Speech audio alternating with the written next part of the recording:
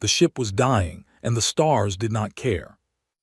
They burned the same as always, cold and distant and completely indifferent to the fact that the Krell-Sora was leaking atmosphere from 3 separate hull fractures and listing 19 degrees to port and making sounds in its bones that metal was never meant to make.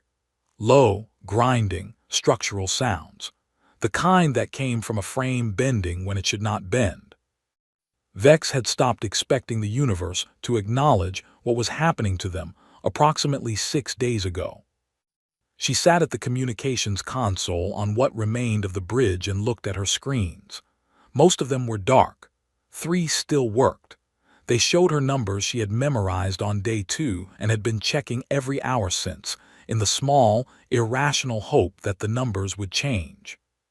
They did not change. 14 survivors, out of a crew of 209. She had counted 3 times before she accepted it. The first count gave her 210 dead, which was wrong, so she counted again. The second gave her 208 dead, which was also wrong. The third gave her 209 dead and 14 living, and by then the other survivors had stopped asking her to recount and had begun the quieter process of accepting what the numbers said. The Krell-Sora had been a beautiful ship. Vex was permitted to think this now because beauty no longer carried any weight. There was no pressure attached to it, no pride, no career investment. Just the clean fact of it, the way you could admire something clearly once you had stopped needing it to be anything. She had served on it for 6 years. 6 years of deep survey work through the unmapped regions of the third arm, cataloging gravitational formations and gas density pockets, and occasionally the wreckage of civilizations that had been spacefaring once and were not anymore. Methodical work, precise work, the kind of work that did not require anyone to think carefully about dying. She was thinking very carefully about it now. The air recyclers had 20 hours of primary capacity remaining. After that, reserve mode would activate. Reserve mode would give them approximately 60 hours more, possibly 65 if they kept their physical activity minimal and let the temperature drop below the comfort threshold. The emergency rations would last longer than the air, which was almost funny, in a way that was not funny at all.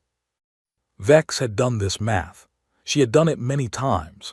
The math did not change, and finishing the calculation produced nothing useful, so she had stopped finishing it. She pressed the transmit button. The motion was automatic by now, as natural as breathing.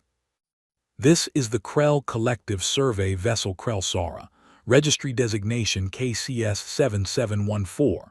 We are broadcasting on all available emergency frequencies.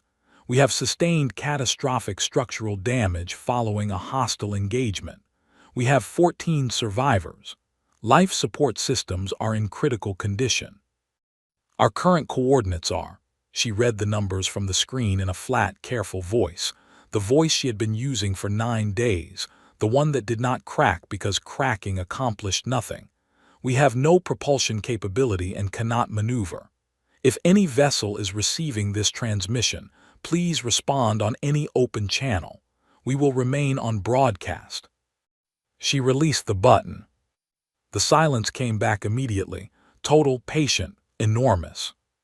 It always came back like that. The Verk raiders had hit them on the 9th day of the survey mission. Not from nowhere, Vex was precise by training and nature, and from nowhere was imprecise language for a precise event. They had been tracked. She knew this because she had pulled the passive sensor logs from the 6 days before the attack and found what she was looking for, once she knew what to look for. A faint, careful signal, a ship shadow at the edge of detection range, holding a constant distance and never triggering the automated proximity alarm. Patient, deliberate, professional. The attack had lasted 11 minutes. She had not counted this intentionally. The number had simply fixed itself in her mind the way numbers sometimes did when they were attached to events large enough to reorder everything that came before and after them. First strike, the engine core. In 4 seconds, the Krell-Sora became a thing that drifted rather than a thing that flew. Second strike, Deck 7 through 12, 103 crew members. Third through 6 strikes, fast enough to feel like one long terrible moment. The rest of the damage, the rest of the dead. The transformation complete. Then the raiders had left. No boarding party, no search for survivors, no attempt to take cargo or data cores or prisoners. They had destroyed the Krell-Sara with the efficiency of something checking a task off a list and then departed, leaving the wreckage to drift. Vex had spent the first 3 days trying to understand this.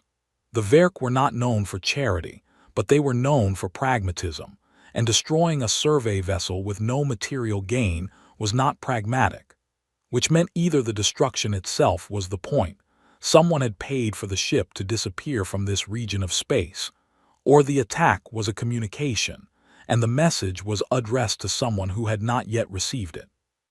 Neither interpretation helped the 14 of them. Commander Jorik was alive, which was something. He had been in his pressure suit when the attack began, a coincidence of timing, since his quarters on Deck 9 were now vacuum, and he lay now on a field cot near the rear of the bridge, breathing in the shallow, careful pulls of someone managing pain without adequate medication. His left upper limb had been injured in the initial strike. Engineer Talos had bandaged it. Talos was an engineer and not a medic, and his bandaging reflected this honestly. Jorik had not complained. He was 70 years old, a career officer, a veteran of 4 postings in contested sectors before this one. He had the quality of stillness that Vex associated with people who had already faced every version of bad outcome and made their private peace with all of them. Not resignation, something more like readiness. An acceptance of the full range of possibility that left no room for panic because panic required surprise, and Jorik was no longer surprised by anything. "Any response?" he asked without opening his eyes. "No, Commander." He nodded once, closed his eyes again. This was the shape of their days. Vex broadcast. Jorik asked. The silence answered. Engineer Talos worked in the tangle of exposed conduit that ran along the port wall, his 4 hands moving with the focused economy of someone who had found a problem complicated enough to fully occupy him. Vex did not ask Talos what he was working on anymore. She had asked on day 4 and the answer had been long and technical, and had ended with the words, "which buys us approximately 4 additional hours," said in the same tone you might use to discuss the weather. 4 additional hours. She had thanked him.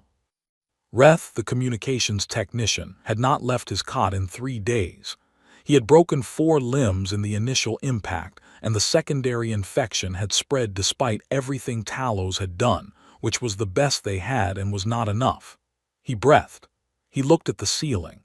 He did not speak much anymore, and when he did his voice was thin and very far away. Sorvek, junior analyst, slept almost continuously, a cranial pressure issue. Talos had done what he could. Vex checked on both of them every 4 hours precisely, because checking on them was the shape of care when you had nothing else to give, and she gave it on schedule. The viewport on the starboard side of the bridge was the only one still intact. Through it she could see the stars and, periodically, a dense bright cluster about 11 degrees off the bow. The Krell-Sara had no active stabilization, so the ship drifted in a long, lazy rotation, approximately 1 full turn every 18 hours, and the star cluster swept through the viewport like the hand of a very slow clock. Vex had started using it to mark time. It was better than the clock on the console, which showed hours she had stopped counting. She was watching the cluster complete its 3rd pass of the day when the console beeped. Not the flat, automated sound of the distress system running its cycle, something else, a higher tone, an incoming signal indicator, the kind that only activated when it received something external to trigger it. Her claws went still over the keys. The console beeped again. A second indicator lit up beside the first, the proximity identification register. It had been dark for 9 days because it required another vessel's automated handshake signal to activate. She reached for the scan system with hands that had become very precise and very careful. The way her hands became when she was doing something she absolutely could not do wrong. One contact. Bearing 273. Range approximately 7,000 kilometers with the considerable margin of error a broken scanner introduced. Large class. 400 meters in length perhaps. The engine signature.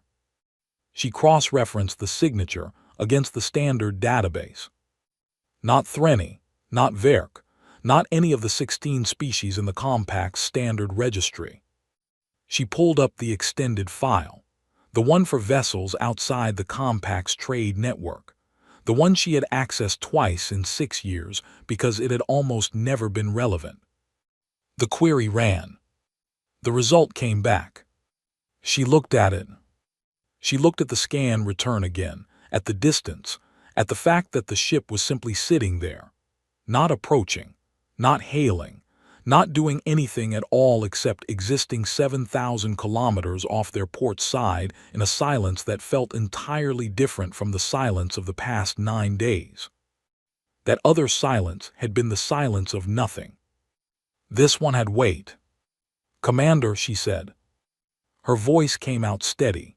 She noted this distantly, as a fact about herself she had not been certain of until it happened.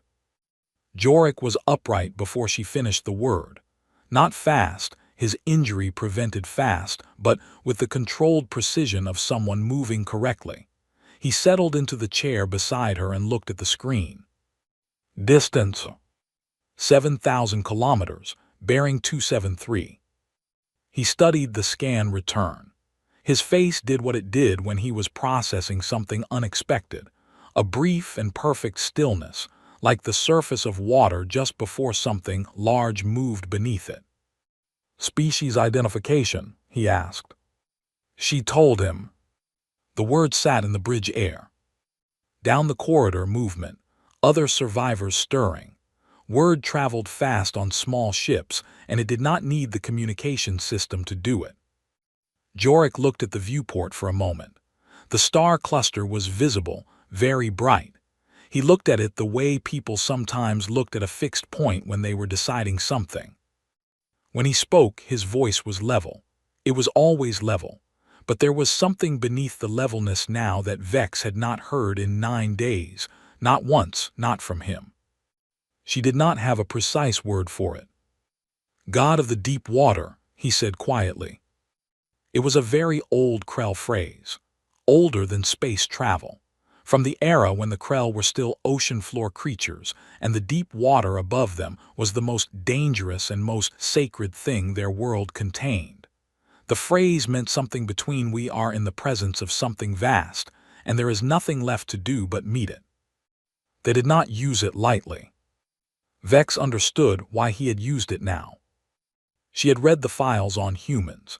Every Compact officer read the files. Humans had arrived in galactic space approximately 140 years ago, late, by any comparative standard, since most spacefaring civilizations had been traveling between stars for centuries or longer before humans worked out the drive equations. They came with no particular technological advantages. They were physically unremarkable, soft-bodied, single-stomached, dependent on artificial life support in the same ways as everyone else. Their ships were good but not exceptional. Their resources were adequate but not vast. What they had was something the files struggled to quantify accurately. The xenopsychology reports used phrases like anomalous stress response patterns and non-standard risk calculation under threat conditions. Older literature called it an instinct for violence. The most recent analyses preferred behavioral optimization in high-mortality scenarios, which was a more measured way of saying that humans responded to the possibility of death differently than other species did. Not with the calculated retreat that evolutionary history had taught most intelligent creatures, but with something that looked, from the outside, like acceleration. They had gone to war with the Veth Dominion 30 years ago. The Veth had projected a 2-month campaign. It had lasted 8. The humans had 1. No galactic analyst had entirely predicted that outcome. The USHS Relentless, she had pulled the registry file in the second since the identification returned, was listed as a heavy exploration and response vessel. Armed. Crew complement of approximately 220, currently deployed in 3rd Armed Survey Zone. The same zone as the Krell-Sora. She looked at the ship sitting there in the dark, unmoving 7,000 kilometers away, not approaching, not hailing, just present in a way that felt deliberate, intentional, as though it was waiting for something or making a decision. Vex thought about the dead air recyclers, the math she had stopped finishing, Reth on his cot, Sorvik sleeping, Jorik breathing carefully through his pain. She thought about the silence of the past 9 days, and how it had felt like being slowly forgotten by the universe. She thought about what she knew about humans, and what she did not know, and the gap between those two things. Then she pressed the transmit button. Unidentified vessel on bearing 273, she said. This is Vex, communications officer of the Krell Collective Survey vessel Krell-Sora. We have observed your presence. We have 14 survivors aboard this ship. We are not a threat. We cannot run. She paused.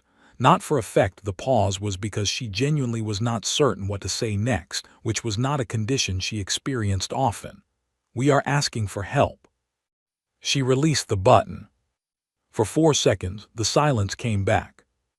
Then the console lit up with an incoming transmission, and a voice came through.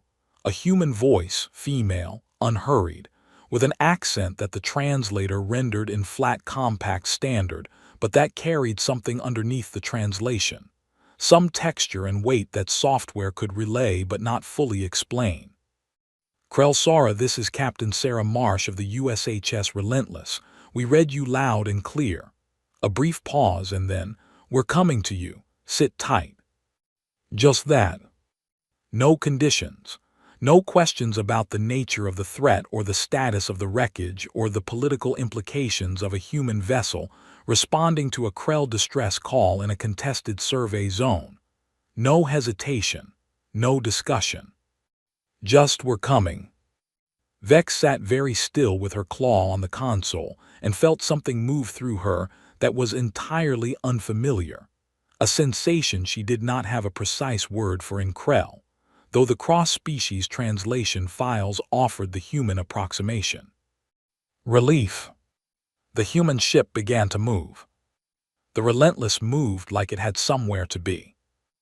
Vex watched through the viewport as the human ship crossed the 7,000 kilometers between them, not rushing, not cautious, just steady and direct, the way a large predator moves when it has already decided and does not need to announce its intentions. It was big. Bigger than the scan reading had suggested, or maybe it was just that distance had softened the numbers and proximity was now doing the correction work. 412 meters from bow to stern, she could see now. Angular. Not the smooth curves of Krell design philosophy or the layered plating of Threnny construction. The Relentless looked like it had been built by people who did not spend a great deal of time asking whether a ship was beautiful. They had asked whether it worked. It worked. Commander Jorik stood beside her at the viewport.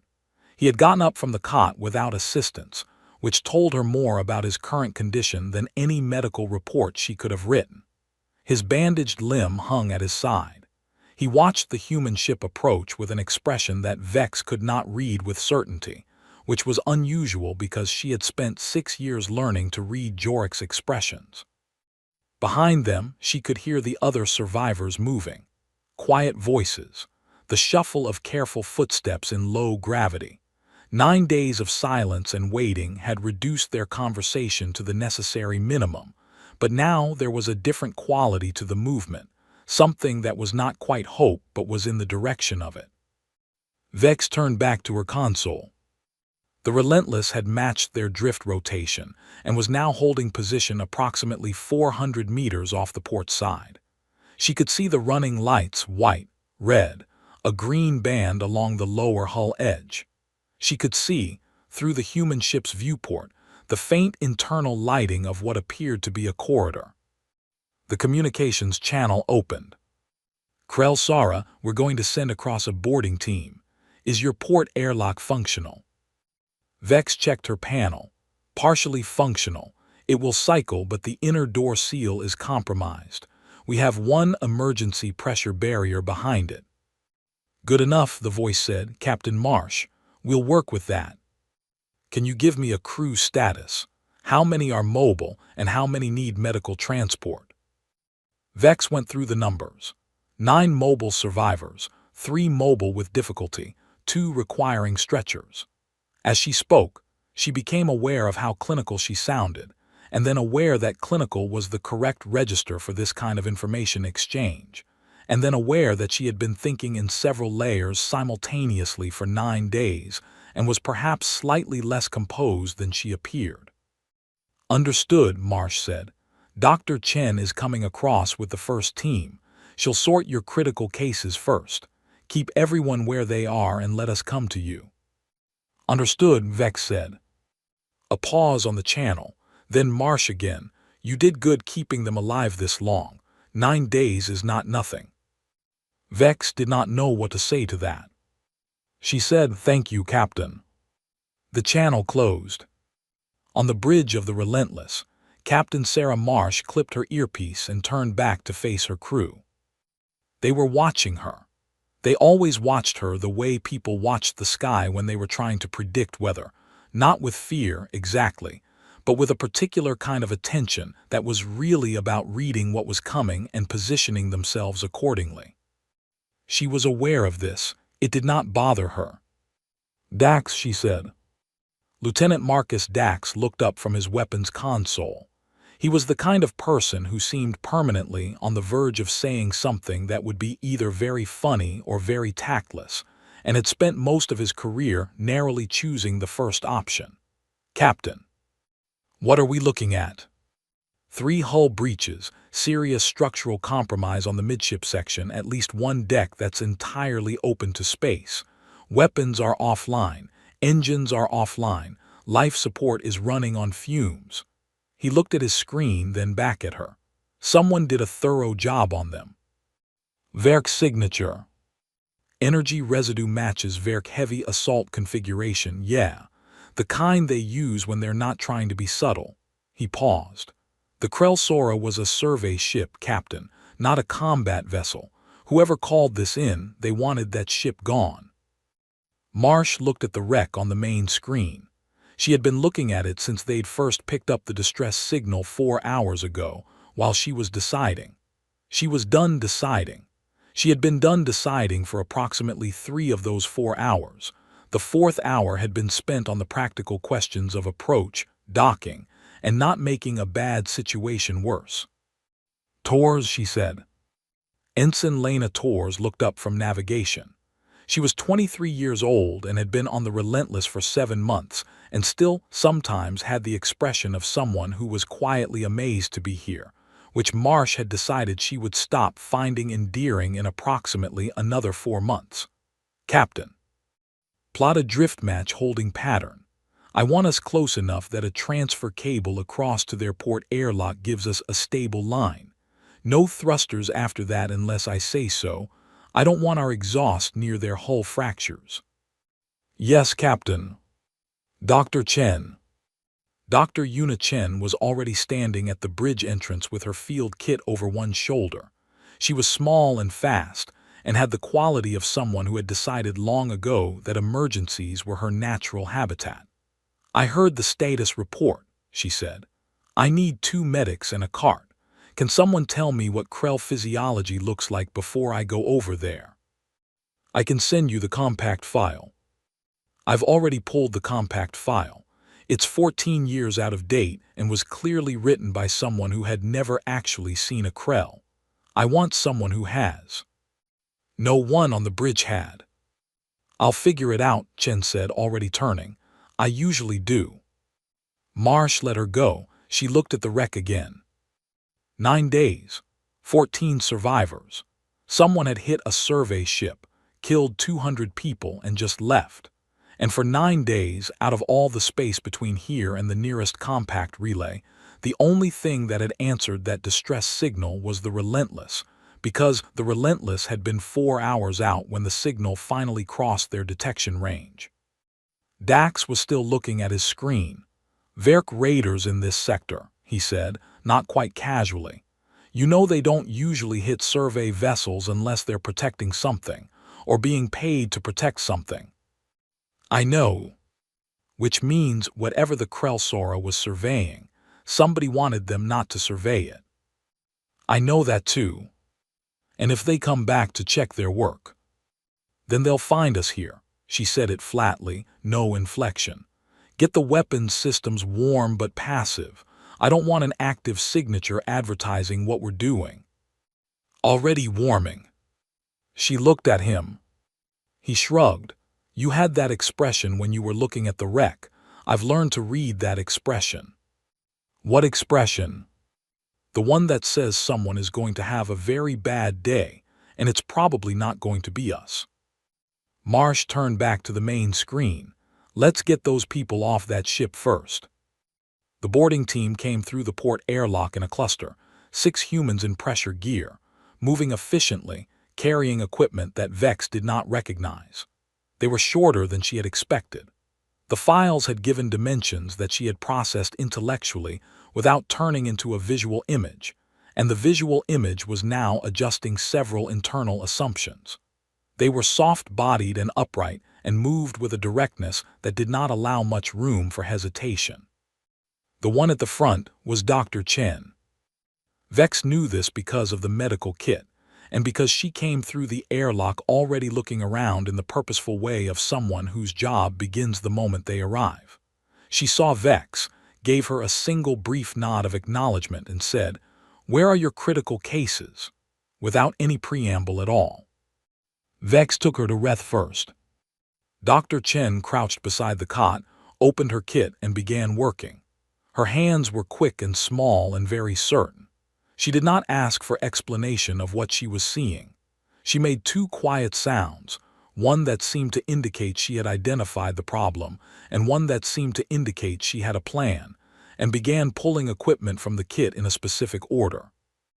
"Infection and blood loss," she said, to her own medical staff rather than to Vex. "Probably a reaction to whatever field dressing was used, not a criticism," she added, glancing briefly at Talos, who had followed them down the corridor. "You kept him alive, that's what mattered. Let me take it from here." Talos looked at Vex. Vex looked at Talos. Neither of them said anything, because there was nothing useful to say, and also because watching a human doctor work had taken both of their attention more completely than they had expected. The other humans had dispersed into the ship. Vex was aware of this in the background movement in the corridors, voices that were not Krell voices speaking quietly to each other. It should have felt like an intrusion. It did not quite, because the voices were not urgent in the way of threat. They were urgent in the way of people assessing a problem. She went back to the bridge. Captain Marsh was already there. Vex had not seen her come through the airlock. She had simply arrived, the way important things sometimes simply arrived. She was standing at the center of the bridge, looking at the damage to the port wall with the expression of someone reading a language they know well but have not heard spoken in a while. She was not tall. That was the first thing Vex registered, because for some reason the files had implied size. She was average by human standards, which meant she came to somewhere around Vex's upper thorax. She wore a gray uniform with the rank insignia at the collar and had short dark hair and the kind of face that did not offer much away unless it chose to. She looked at Vex, and what Vex expected was some version of the reaction species had to each other the first time, the small adjustment period, the beat of strangeness. There was none of that. Marsh looked at her the way she would have looked at any crew member reporting on a damaged ship, directly, with the question already forming. "Communications officer," she said. "Yes, Captain." "You're Vex?" "Yes." "Walk me through what happened." She said it the way people say things they have said many times, not as a request, not quite as an order but as a practical opening of a necessary conversation. From the beginning, everything you observed. Vex walked her through it. The 6 days of being tracked before the attack, the 11 minutes, the decision the raiders had made not to board, the 9 days of silence. She was precise and sequential because that was how she thought and how she spoke, and Marsh listened without interrupting. Which was something Vex noted because people who were deciding things while someone else was talking usually interrupted. Marsh did not. She listened to the whole thing, and at the end she was quiet for 3 seconds that felt specific rather than empty. "Survey coordinates," Marsh said. "What were you surveying when they found you?" Vex told her. The region, the specific grid section, the unusual gravitational gradient that had brought them to this part of the third arm, which was officially unmapped and was officially no one's territory. Marsh looked at Commander Jorik, who had been standing to the side listening with his eyes half closed. "Commander, do you know what's in that grid section?" Jorik opened his eyes. "No," he said, "that was why we were there." Marsh nodded slowly. "Someone does." A silence. Lieutenant Dax had come onto the bridge somewhere in the middle of the conversation. Vex had heard him before she saw him, because he made a quiet, involuntary sound when he looked at the damage to the structural beam near the viewport, a sound that mixed assessment with something else. He was looking at the ceiling now with the expression of a person doing mental arithmetic they did not entirely enjoy. "The power couplings on this deck are going to fail in about 3 hours, he said, to no one specific. "Maybe 4 if the engineer," he looked at Talos, "is as good as I think he is based on the fact that anything is still running at all." Talos straightened slightly. "High praise," Vex told him very quietly. "I assumed," Talos said. Marsh turned to Dax. "Can we stabilize them long enough for a full transfer?" "If we run a power line across from our hull, yes. 6 hours of stability more if we push capacity." He glanced at the damaged console bank on the far wall. "Some of this we can't fix with what we have, the structural stuff especially. This ship is." "Not flying again," Marsh said. "Not flying again," Dax confirmed. Vex had known this. She had known it since day 2, when Talos had given her the full engineering assessment, and she had read it twice, and then put it where she kept information that was true and also not immediately useful. But hearing it said out loud by someone who had walked through the ship for all of 10 minutes and reached the same conclusion with such certainty was a different kind of knowing. Commander Jorik heard it too. He did not react visibly. He was too experienced for visible reactions to things he had already calculated. But Vex, who had been watching him for 6 years, saw him take one slow breath and then let it go. "How long will the transfer take?" Vex asked Marsh. "For 14 people and whatever personal materials your commander deems essential. 4 hours if we move efficiently." She looked at Vex. "Does that work for you?" It was a strange question.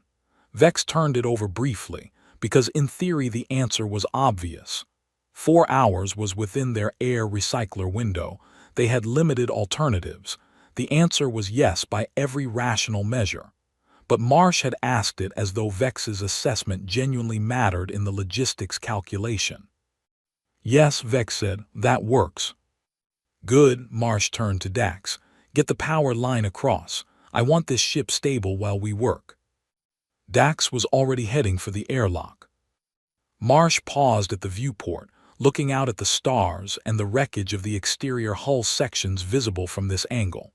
She looked at them the way she had looked at everything since arriving on the bridge, not with horror, not with pity, with something more like a clean and direct anger. The kind that did not shout. 9 days, she said, to no one in particular. "Yes," Vex said. 9 days and no one else came. It was not a question. Vex answered it anyway. "No, Captain, no one else came." Marsh was quiet for a moment. "Well," she said, "we're here now." She turned from the viewport and began issuing instructions into her earpiece. and the work of pulling 14 people out of a dying ship began. The humans worked like they were running out of time, even when they were not. Vex had read enough cross-species behavioral literature to know that this was a documented pattern, not a personal quirk of this particular crew. Humans operated at a base level of urgency that other species reserved for emergencies. They moved fast. They talked fast. They made decisions the way people threw things when they were running, not carelessly, but without the pause that other species used to check if the throw was optimal. She stood near the communications console and watched them move through the Krellsara and tried to file observations in an orderly way, which was difficult because there were 6 of them and they were rarely standing still. The power line had come across from the Relentless within 20 minutes of Marsh giving the order.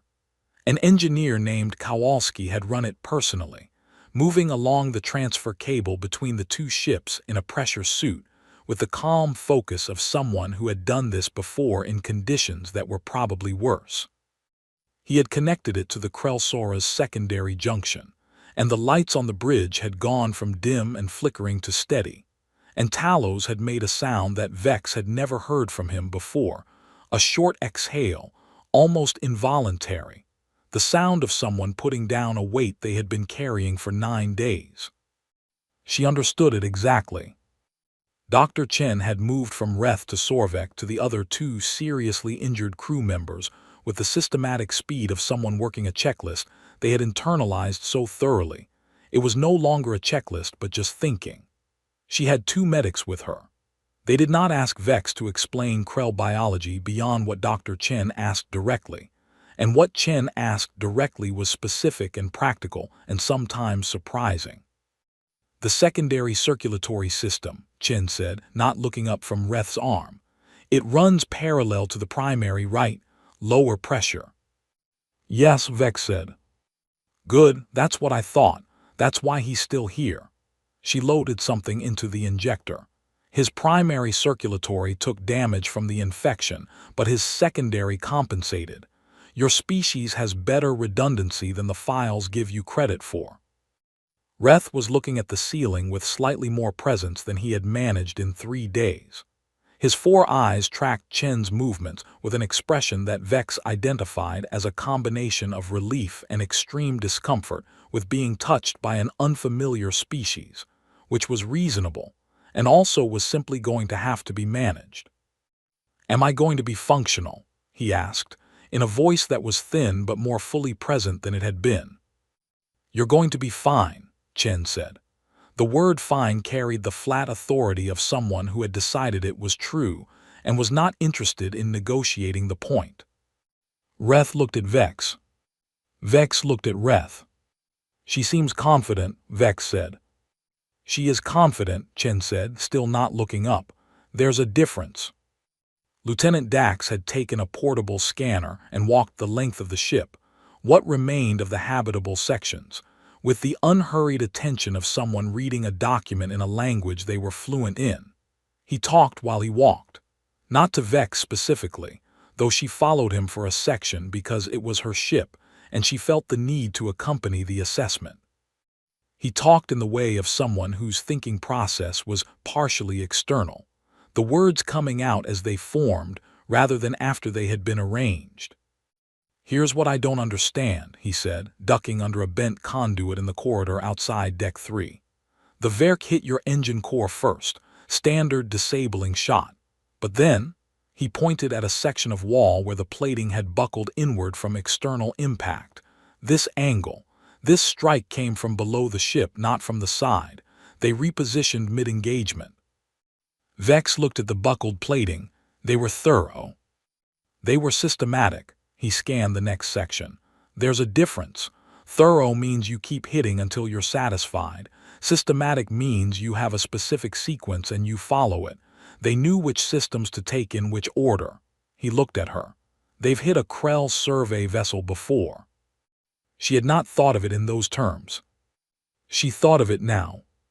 Or they were given the schematics, she said. Dax pointed at her. That's the other option, yeah, he moved on, the spy theory.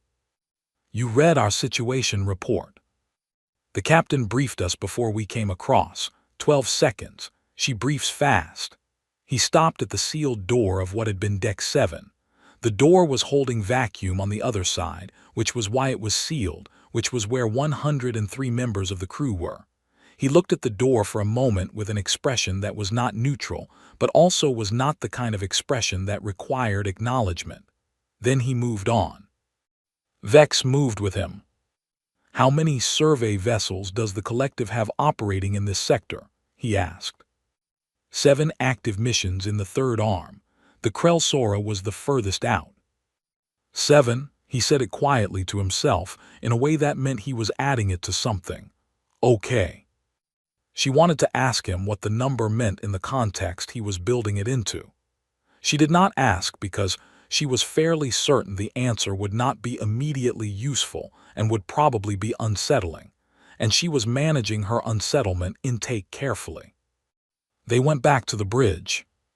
Commander Jorik and Captain Marsh were sitting on opposite sides of the communications console, which no one had officially designated as a meeting point, but which had become one in the organic way that locations became things when the people with authority gravitated toward them. Jorik was sitting upright. The pain medication from Dr. Chen's kit was doing something for him.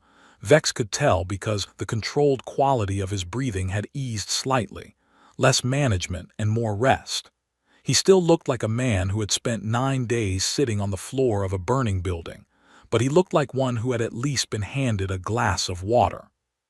Marsh sat across from him with her forearms on her knees, leaning forward, not in the way of someone asserting presence, but in the way of someone listening closely.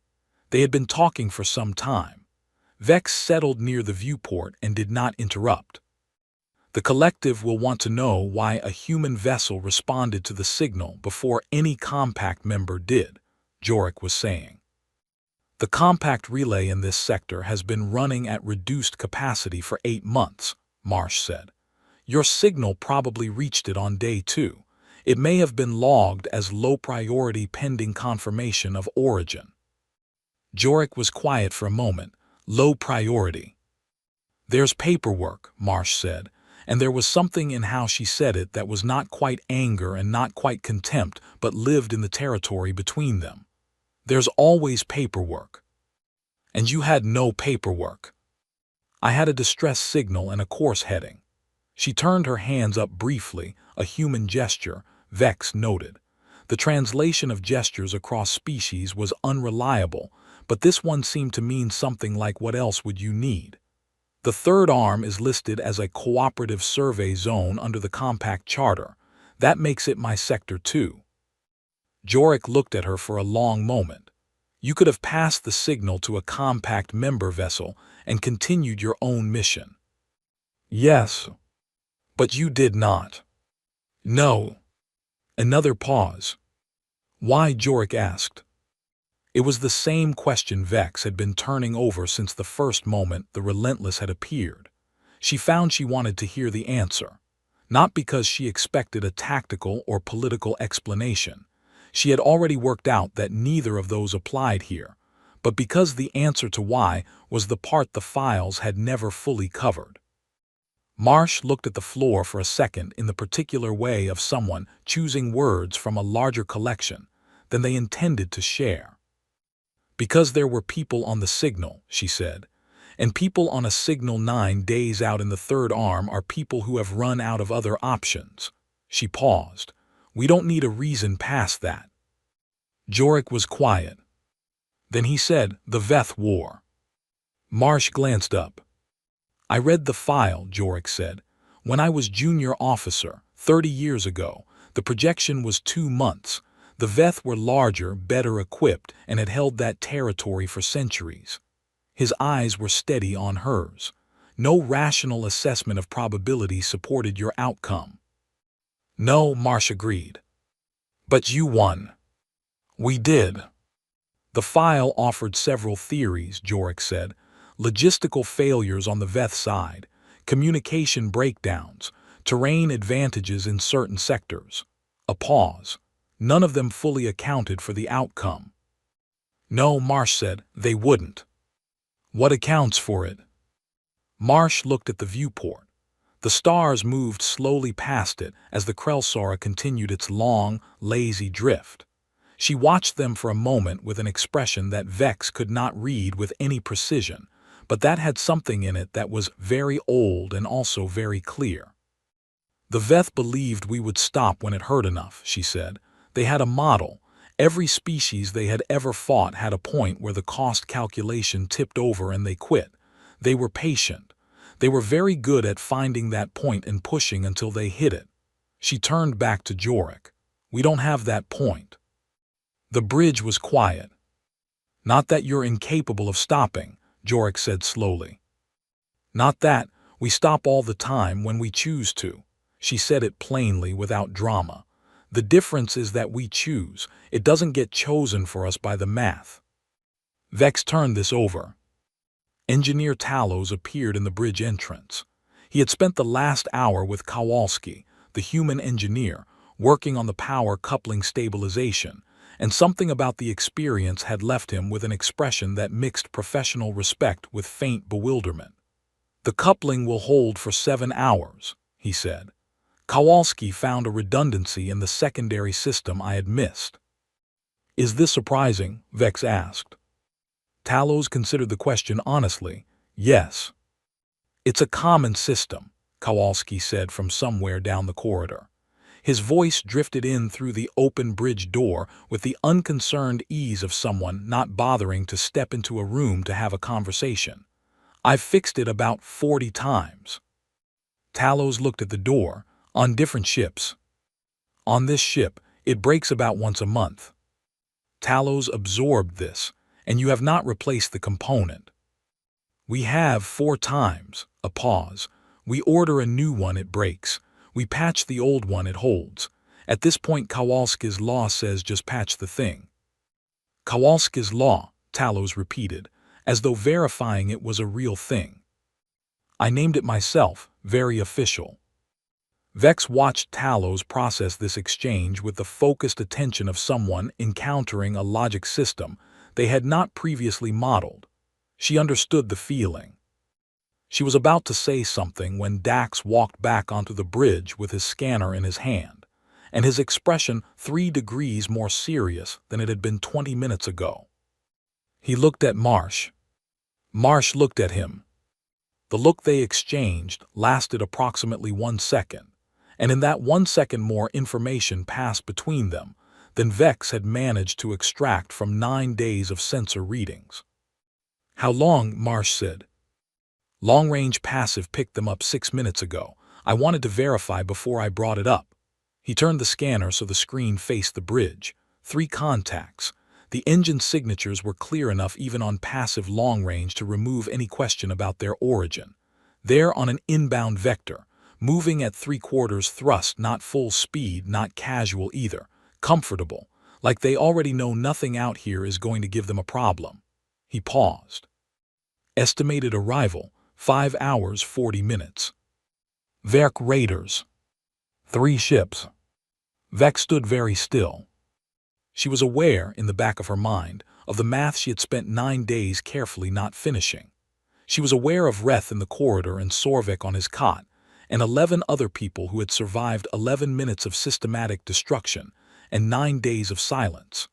She was aware of the Krellsara around her, 20 hours of primary air capacity, non-functional engines, a frame that was bending degree by degree toward a point of no return. 3 Verk warships. 1 human vessel. Marsh stood up from the console. She looked at the scan data for a measured moment. Then she looked at Jorik, then at Dax. Her expression did not change in any way that Vex could clearly identify. She was not afraid.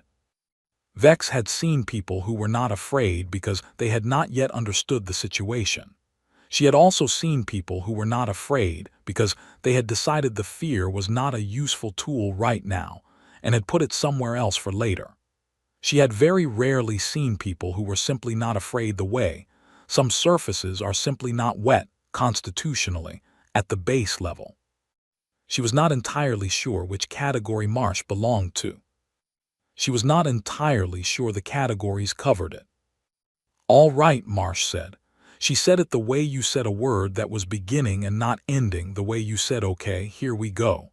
Dax, I want full weapons active in 10 minutes. Shields on standby. Get Rodriguez on the rail systems." "Already going," Dax said and was gone. "Kowalski," Marsh said into her earpiece. "Stop whatever you're doing on the coupling and get back to the ship. We have incoming in under 6 hours. A pause on the earpiece. Then Kowalski's voice, "How many?" "3. Another pause. "I'll just finish the coupling," he said. 10 more minutes. 8. 8, he agreed. Marsh turned to Vex. "How many of your people are mobile right now?" 9 with minimal assistance, 2 more with full support. Reth and Sorvek. "They cannot be moved quickly." Marsh nodded. "I want everyone who can move across to the Relentless in the next 90 minutes. That gives us 4 hours before they arrive to settle your critical cases, get your commander to medical, and be in a position to receive whatever comes." "And the Krell-Sora?" Vex asked. Marsh looked at the bridge, the damaged walls, the dark screens, the viewport with the stars drifting through it, slow and patient and completely indifferent. "She held you for 9 days, she said. She did her job." A pause. "We'll do ours." Vex looked at the ship around her, her ship, the one she had served on for 6 years, the one that had carried 209 people into the Third Arm and brought 14 of them back, and felt something move through her that she did not try to name. She turned to Commander Jorik. He was already looking at her. His expression said everything that needed to be said, which was also very little, because some moments were only large enough for what they were. "Let's go," he said. And behind them, through the bridge door, Vex could hear the Relentless crew already moving fast, certain, completely at home in a situation that had no good options. And the sound of it was, improbably, the most reassuring thing she had heard in 9 days. The Verk fleet dropped out of FTL at 4 hours and 52 minutes. 8 minutes early. Vex registered this from the observer position Marsh had given her on the Relentless bridge, a seat at the secondary sensor console, positioned so she could read the data without being in the way of the crew. It was a practical arrangement. She had been sitting there for 3 hours and 40 minutes, watching the crew run pre-engagement checks, listening to the terminology, building a real-time vocabulary of how a human warship prepared for a fight. The short answer was, loudly and with a great deal of movement. The long answer was more complicated, and she was still working on it. 3 contacts on the main screen. Verk Heavy Assault Class, each approximately 310 meters, better armed than the Relentless on a per-ship basis, and operating as a coordinated unit, which multiplied the disadvantage considerably. They came out of FTL in a triangular spread formation, experienced, deliberate. The spread was designed so that any target returning fire would expose itself to the other 2 ships no matter which direction it turned.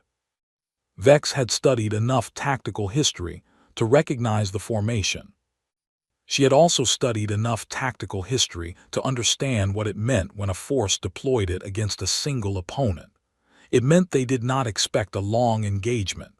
It meant they were not planning for a difficult outcome. It meant they considered the outcome already calculated and were simply arriving to confirm the math. 3 of them, Tors said from navigation. Her voice was steady, which Vex suspected was partly training, and partly the infectious quality of Marsh's absolute refusal to project anything that resembled alarm. 3, Marsh said, without any particular inflection. Dax rolled his shoulders at the weapons console. "I've had worse odds." When Tors asked, "I'll think of something." He began running the targeting calibration with his fingers moving across the keys in a fast, light pattern, like someone playing an instrument they had learned young.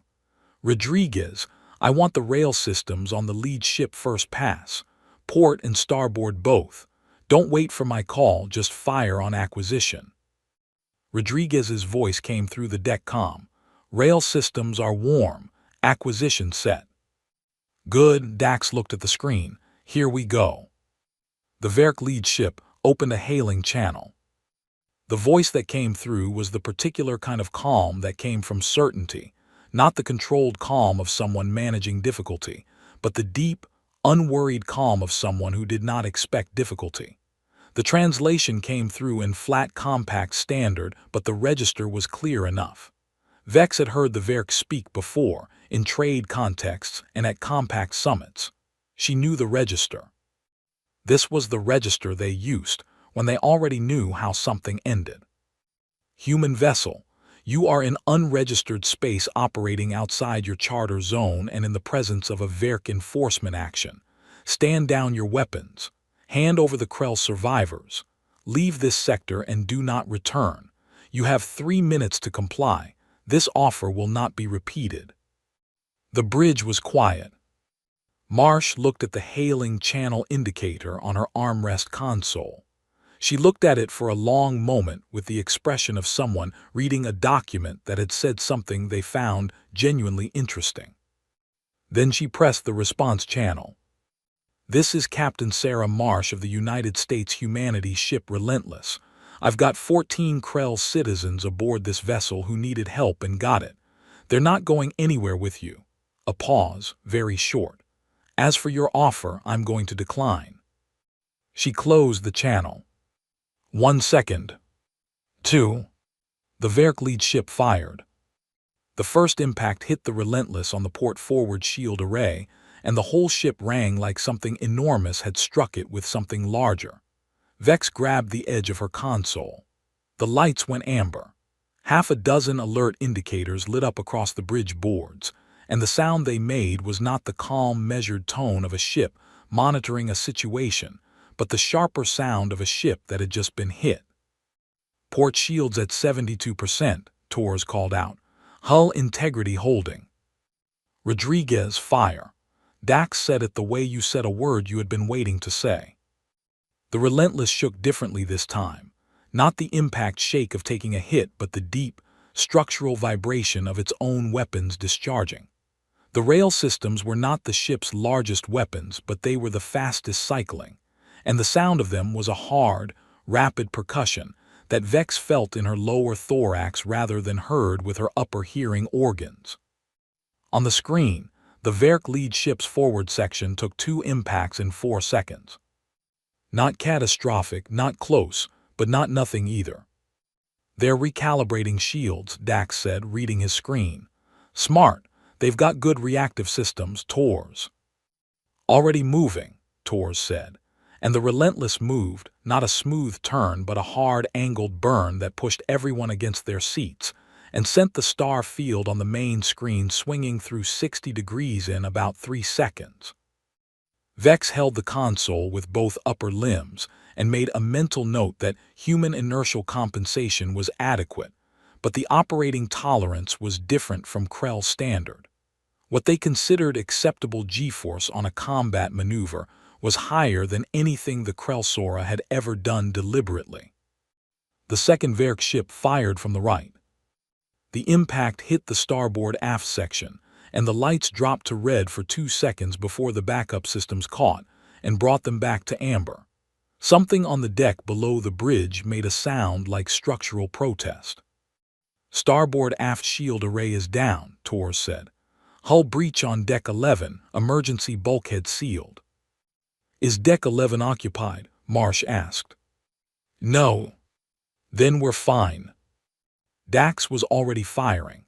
The Relentless had heavier weapons, the forward lances, charged particle systems that cycled slower than the rail guns but carried significantly more energy per shot.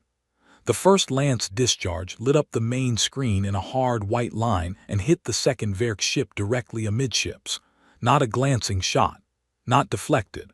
A full impact on the primary hull section.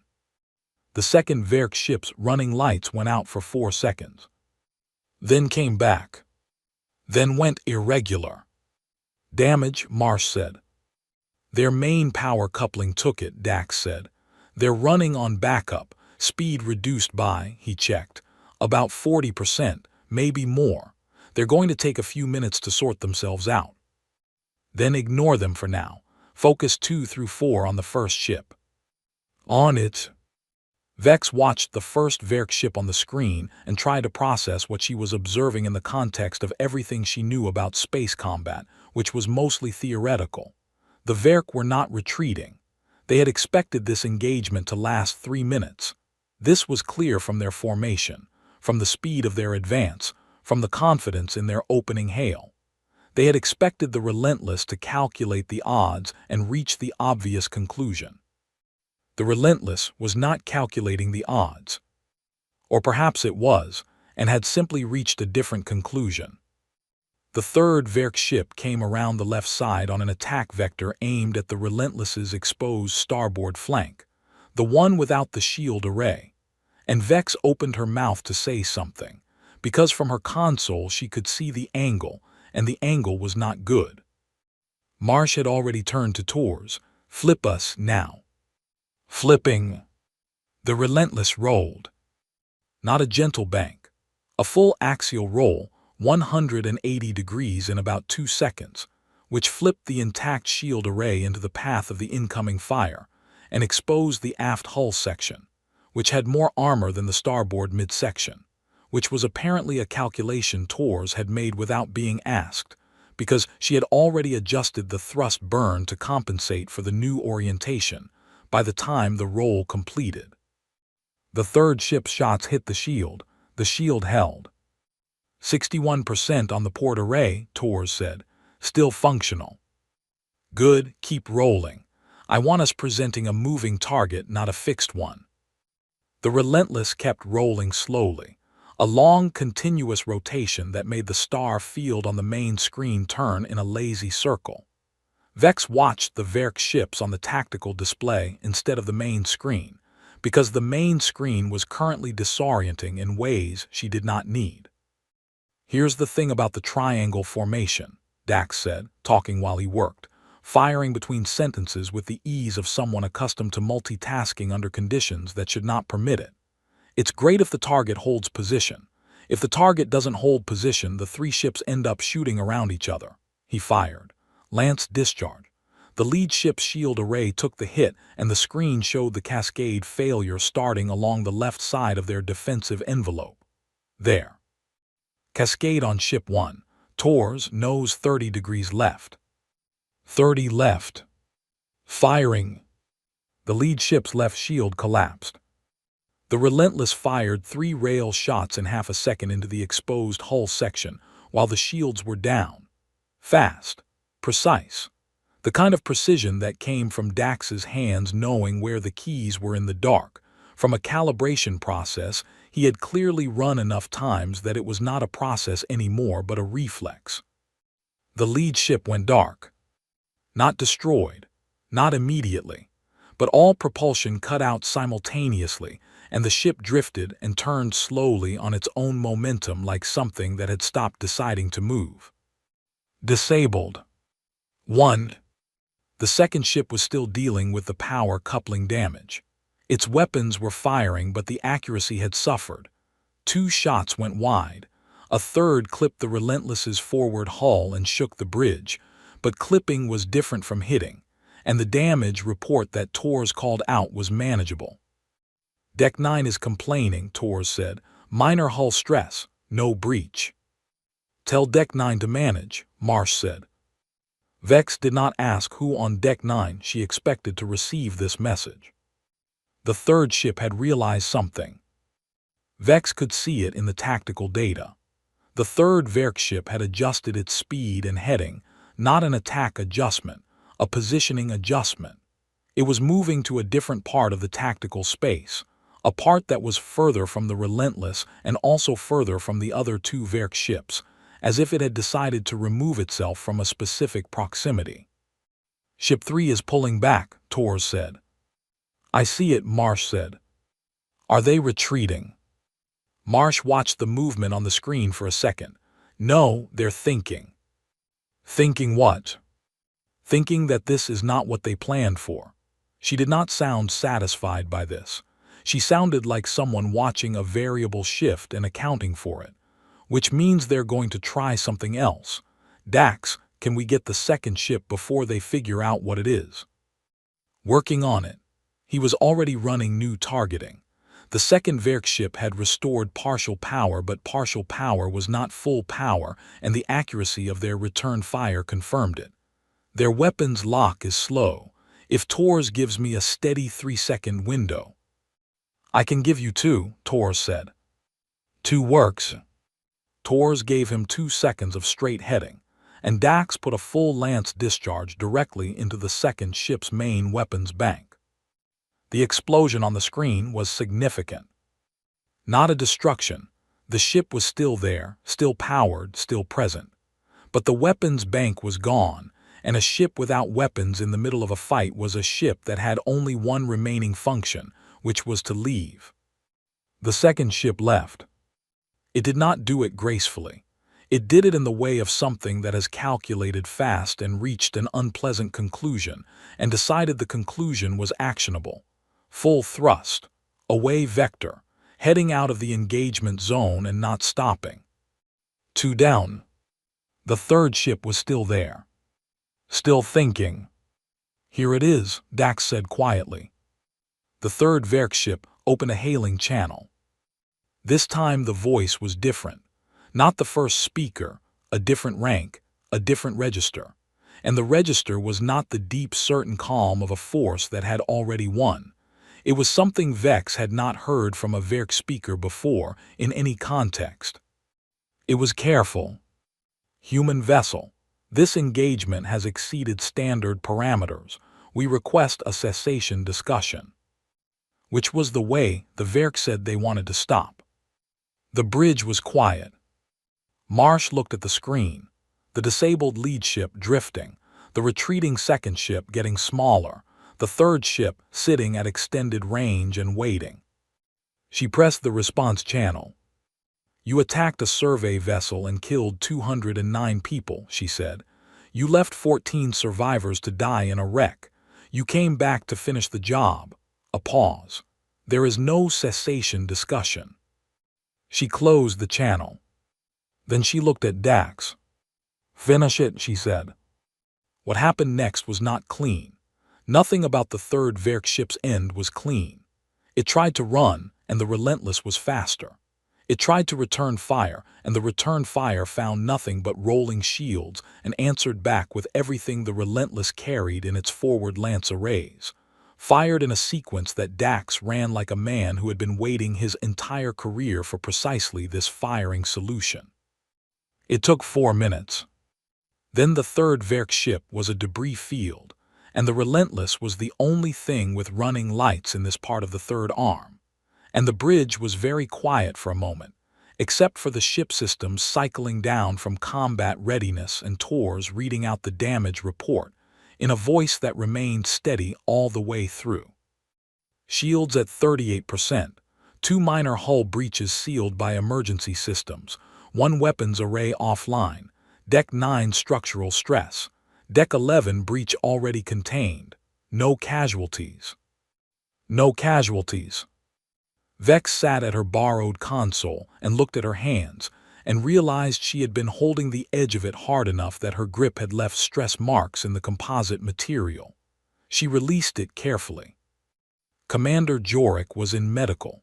She had left him there an hour ago, and she was glad he had not been here for this. Not because she thought it would have disturbed him, but because she thought the doctors would have had trouble keeping him in the bed. Marsh stood at the center of the bridge and looked at the tactical display for a long moment. The debris field where the third ship had been. The retreating second ship, now almost out of sensor range and moving as though it intended to keep moving indefinitely. The dark, drifting wreck of the lead ship. Then she said, Tors, get us a course back to the nearest compact relay point. Standard cruise speed. She looked at Dax. Damage assessment, full report, 1 hour. 1 hour, Dax said. He looked at his weapons console, then looked at the screen. We're going to need a new rail calibration after all that. Is that a problem? He picked up the calibration tool from the console beside him. About 20 minutes. Then start now. He started now. Vex looked at the viewport, at the stars and the debris and the dark wreck of the Verk lead ship slowly turning in the middle distance, at the Krell-Sora visible on the edge of sensor range, listing at its 19 degrees, crewless now, finished. 209 people. The Verk had come back to make sure there was no one left to talk about what they had done here. They had been wrong about that. She turned to find Marsh standing beside her console, not having announced her approach, looking at the same viewport. "How do you do that?" Vex asked. Marsh glanced at her. "Fight like that," Vex said. "3 ships, the calculations." "We don't lead with the calculations," Marsh said, simply, without drama. "We lead with the decision. The calculations come after." She turned from the viewport and walked back toward the center of the bridge. Already pulling up the damage report on her armrest console, already in the next problem. Vex turned back to the stars. The debris field caught the distant starlight the way wreckage always did, scattered, drifting, quiet now. Space was very good at making large things look small after the fact. She thought about the relay station somewhere out there, where her distress signal had been logged as low priority. She thought about the word pending. She thought about the relentless showing up instead. She turned back to her console and began writing her preliminary incident report, not because anyone had asked her to, because a communications officer filed reports, and she was still a communications officer, and some things you held onto not because they were useful, but because they were yours. They left the Krell-Sora on the second day. Not immediately, not without consideration. Commander Jorik had asked from the medical bay of the Relentless whether there was any possibility of a salvage claim, and the human engineer Kowalski had walked the wreck a final time with a scanner and come back shaking his head in the honest way of someone who respects the person enough to tell them the truth clearly. "The frame is cracked in 2 places and the 3rd hull breach opened further while we were fighting," he said. "She's not going anywhere under her own power, and towing her at warp speed would finish what the crack started." He paused. "She held together long enough." Jorik had looked at the ceiling of the medical bay for a moment. "Yes," he said, "she did."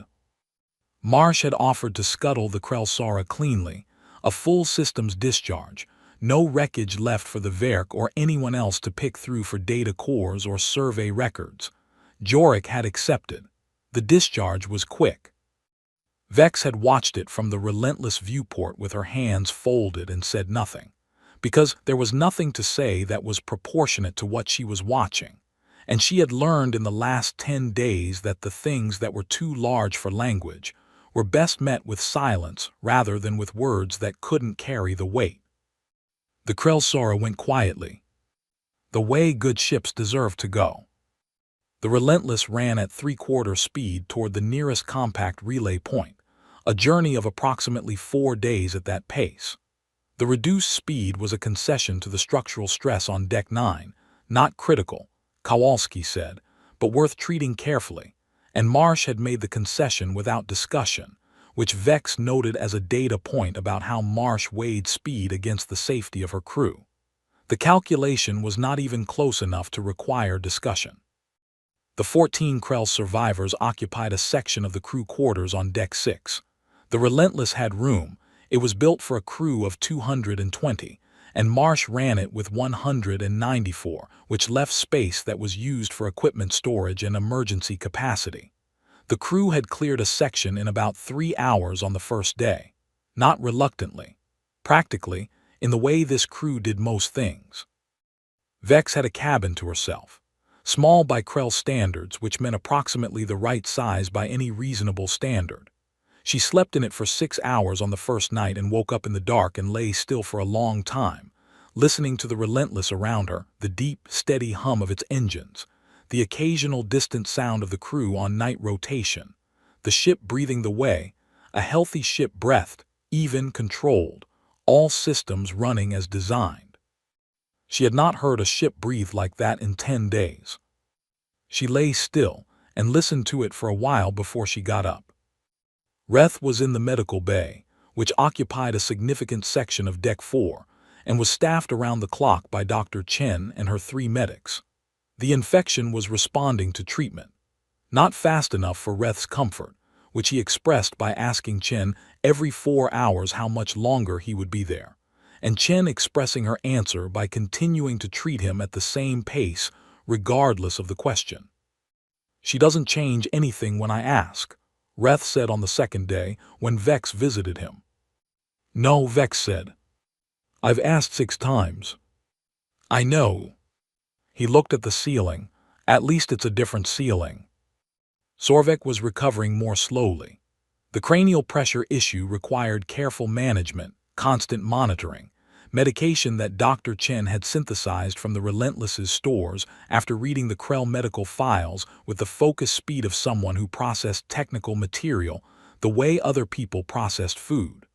Sorvek slept most of the time, which Chen said was correct and expected, and was itself a form of healing.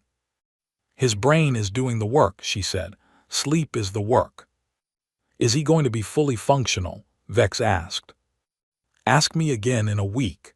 She said it not as a deflection but as an accurate answer, the kind that meant I don't know yet and I won't tell you I do.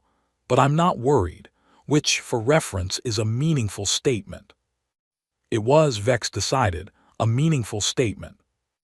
On the 3rd day, Marsh found Vex at the secondary observation bay at the stern of the ship. The observation bay was a small room with a large curved viewport, built for the purpose of looking at things, which Vex had been using extensively because looking at the stars from inside a ship that was not dying felt like something that required regular acknowledgement. The stars were the same stars. They had not changed.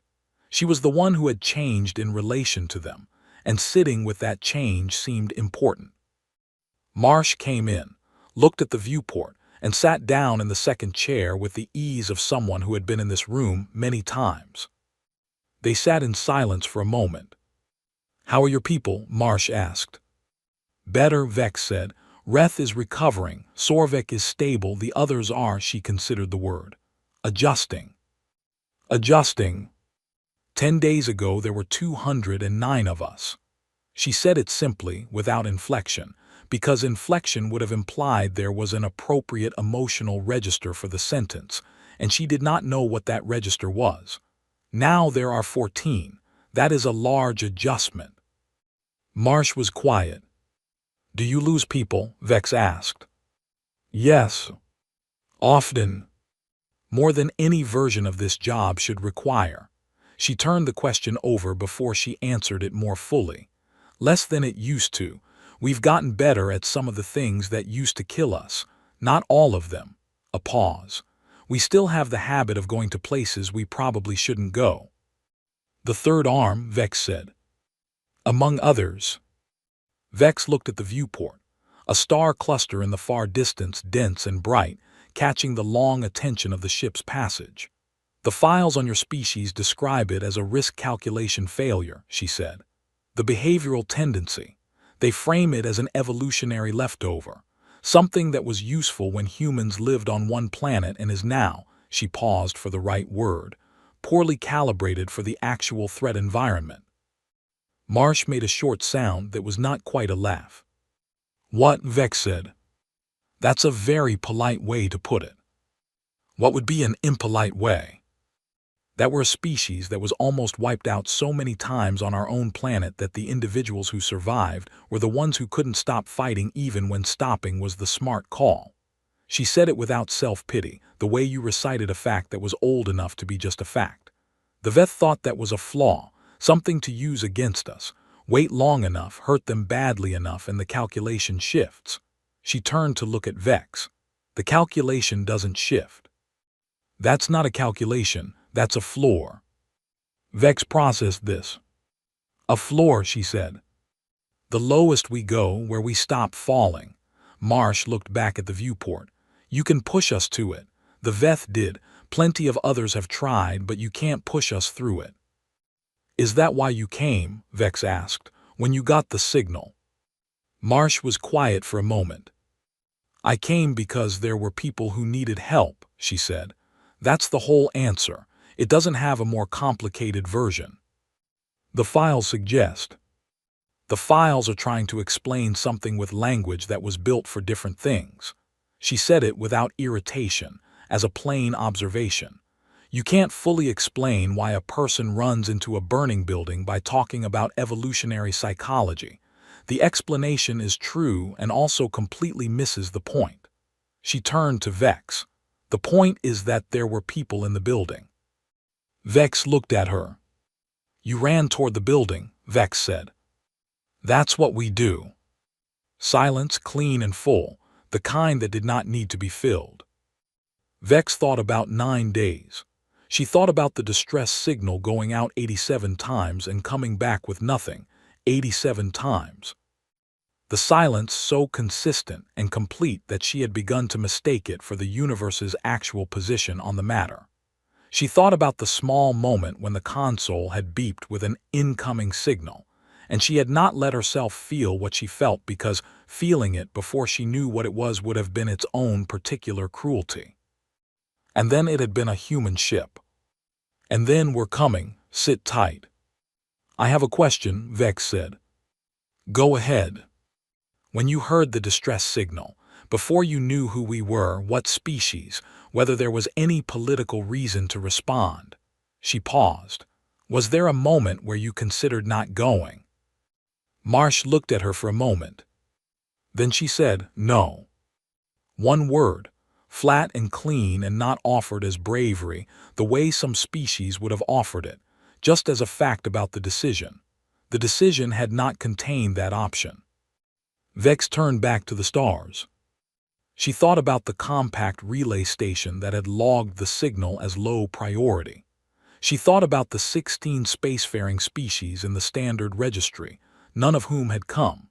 She thought about the human ship that operated outside the standard registry, the one that had arrived anyway. "Your species," she said after a while, "is very strange." "I know," Marsh said.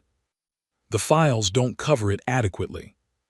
"They never do." A brief pause, "though I appreciate the effort." Vex looked at her. The expression on Marsh's face was one she had been slowly learning to read over the past 3 days. It was a very dry expression. It lived at the border between serious and not serious, and it crossed back and forth across that border so quickly that the only way to track it was to stop trying and simply accept the ambiguity. "Thank you," Vex said. Marsh turned to look at her. "For the signal response," Vex said. "For the boarding team, for Dr. Chen, for the battle." She thought about the words and found them insufficient and said them anyway because insufficient words were better than silence in this particular moment. "For coming." Marsh held her gaze for a moment. "Don't thank me," she said. "File a complaint with the compact about their relay station." Then she stood up and left. Vex sat with the viewport and the stars for a long time after that. They reached the compact relay point on the 4th day. A Krell collective response vessel was already waiting. The relay station had transmitted as soon as the Relentless checked in, and the collective moved fast when it had a target to move toward, which it now did. The response vessel was larger than the Relentless and arrived with the specific energy of an organization that had spent 10 days dealing with the political and logistical dimensions of losing a survey ship, and was now confronting the human and emotional dimensions of finding out some of the crew were alive. The transfer took 2 hours. Jorik walked across the docking corridor under his own power, which the Krell response vessel's medical team tried to prevent, and he declined to be prevented from. He paused at the midpoint of the corridor, the point where the Relentless's deck plating ended and the Krell vessels began, and turned back.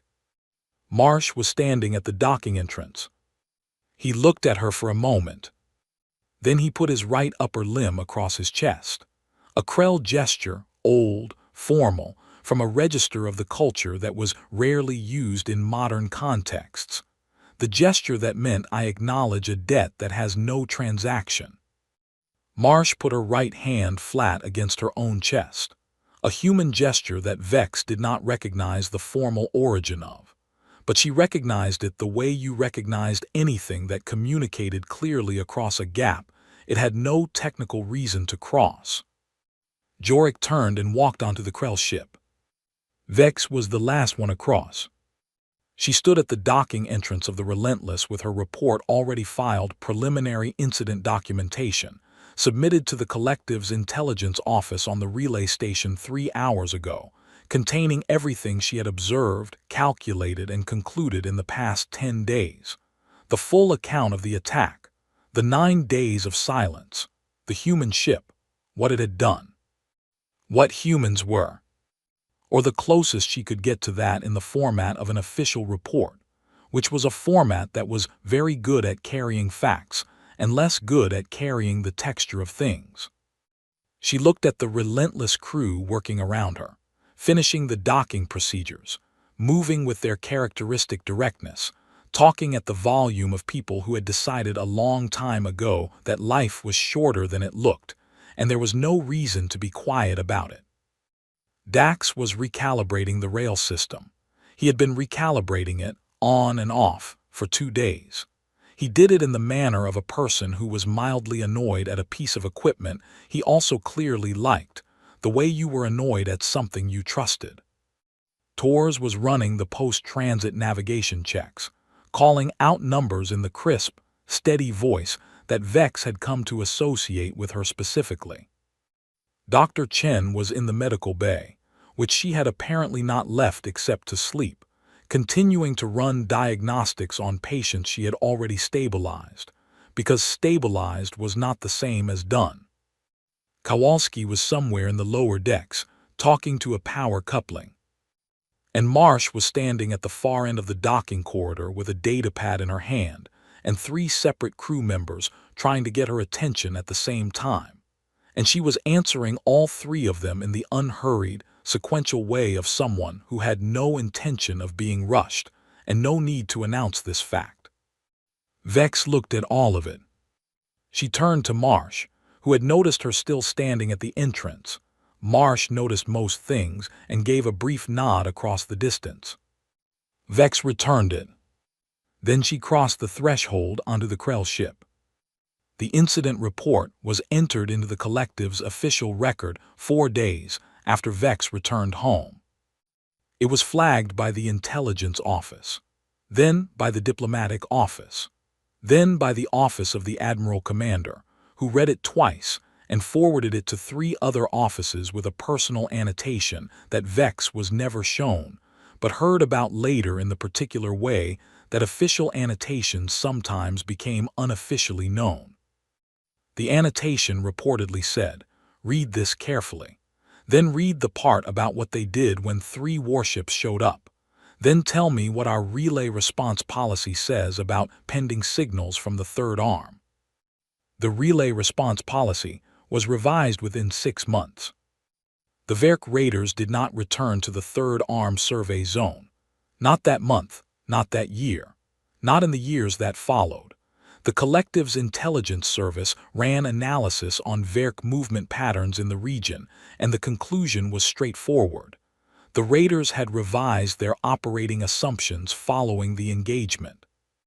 The third arm was now a zone where human vessels operated and responded, and did not perform the retreat calculation that should, by every reasonable model, have concluded the engagement before it began.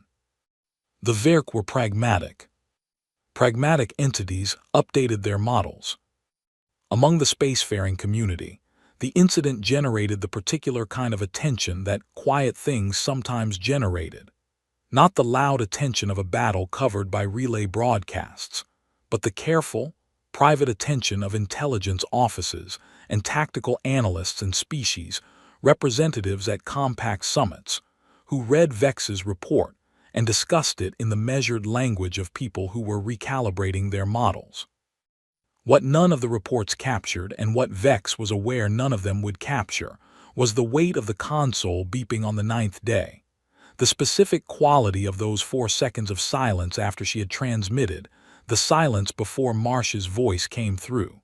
The texture of the words, "We're coming, sit tight." How small and complete and entirely sufficient they were. She wrote a final page to her personal record, not the official report, which was already filed.